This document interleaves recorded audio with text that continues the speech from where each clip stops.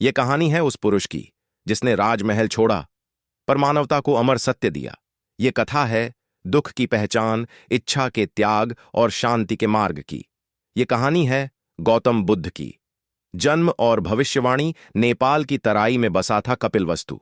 राजा शुद्धोधन और रानी माया देवी के घर एक अद्भुत बालक का जन्म हुआ। आकाश में अपशकुन नहीं बल्कि शांति छा गई। ज्योतिषी बुलाए गए। ज्योतिषी, महाराज, यह बालक असाधारण है। यदि यह महल में रहा तो महान सम्राट बनेगा। यदि संसार देखा तो जगत को सत्य का मार्ग दिखाएगा। राजा चिंतित हो गए। राजा शुद्धोधन, मेरा पुत्र सन्यासी नहीं बनेगा। इसे दुख का दर्शन ही नहीं होगा।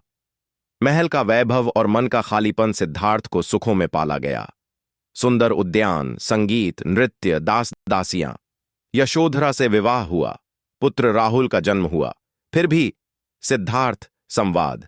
सब कुछ होते हुए भी मन अशांत क्यों है? रातों को वे सोचते, क्या यह सुख सदा रहेगा? 4 दृश्य, जीवन का सत्य। एक दिन सिद्धार्थ ने बाहर जाने की इच्छा जताई। पहला दृश्य, वृद्ध झुका हुआ शरीर, कांपते हाथ। सिद्धार्थ, क्या यह हर किसी के साथ होता है?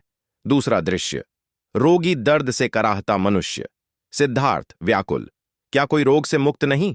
तीसरा दृश्य, मृत देह निश्चल, शांत, निर्जीव। सिद्धार्थ, तो अंत यही है? चौथा दृश्य, सन्यासी, शांत चेहरा, तेजस्वी आंखें। सिद्धार्थ, आश्चर्य से, इसके पास कुछ नहीं, फिर भी यह सबसे शांत क्यों है? महाभिनिष्क्रमण, त्याग, रात का सन्नाटा। महल सो रहा था। सिद्धार्थ ने यशोधरा और राहुल को देखा। सिद्धार्थ, मन में, मैं इन्हें छोड़ नहीं रहा। मैं इनके दुख का अंत खोजने जा रहा हूं। घोड़ा कंठक, सारथी छन्ना। राजमहल के द्वार खुले। यही क्षण कहलाया महाभिनिष्क्रमण। भाग तपस्या और मध्यम मार्ग, 6 वर्षों तक कठोर तपस्या।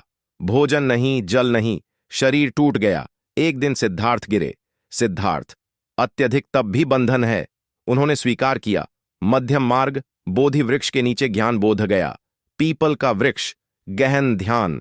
नैरेटर, उस रात उन्होंने जाना, दुख है, दुख का कारण है तृष्णा, तृष्णा का अंत संभव है, मार्ग है। अष्टांगिक पथ प्रभात हुआ। सिद्धार्थ अब नहीं थे, वे बन चुके थे बुद्ध। बुद्ध का उपदेश और संदेश। बुद्ध ने कहा, बुद्ध, अपने क्रोध से पहले स्वयं को जीतो। उन्होंने सिखाया, सही दृष्टि, सही विचार, सही कर्म, सही जीवन। बुद्ध प्रसिद्ध वाक्य। हजारों युद्ध जीतने से बेहतर है स्वयं को जीत लेना।